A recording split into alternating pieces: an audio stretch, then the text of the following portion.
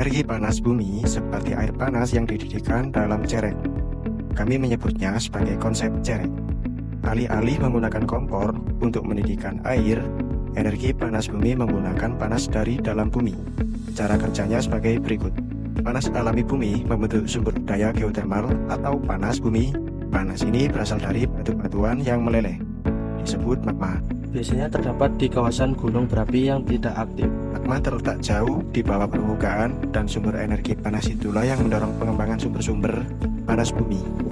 Selama ribuan tahun, air hujan merembes melalui celah atau retakan pada permukaan bumi dan mengumpul pada reservoir dalam bawah tanah. Magma ini kemudian akan memanaskan air ke temperatur atas 500 derajat Fahrenheit untuk mendapat zat cair dan gas atau fluida yang bertemperatur dan tekanan tinggi.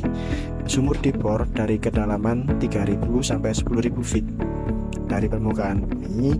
Sumur-sumur produksi tersebut kemudian membawa cair panas bumi ke permukaan dan dapat digunakan untuk membangkitkan tenaga listrik. Karena tekanan tinggi dalam reservoir panas bumi, cair-cair tersebut akan secara alamiah mengalir ke atas dan melalui fasilitas pengolahan di permukaan caca. Air panas bumi mengalir melalui wellhead atau kepala sumber dari jaringan pipa sebelum dialirkan ke separator, di mana uap panas dipisahkan dari air panas. Air panas yang dipisahkan tersebut disebut brine, kemudian diinjeksi kembali ke reservoir, lalu akan dipanaskan kembali oleh magma, dan akhirnya dimanfaatkan lagi. Inilah yang terjadi panas bumi sebagai energi terbarukan. Dari separator, uap panas dialirkan ke pembangkit listrik melalui sistem jaringan pipa besar di bawah tanah. Diameter dari jaringan pipa uap panas ini bisa mencapai 4 kaki. Jaringan pipa uap panas diinsulasi untuk mencegah lepasnya panas. Karena jaringan pipa ini melintasi daerah sepanjang 3 km atau lebih, jaringan pipa ini panas sekali dan akan memuai jika diisi uap panas.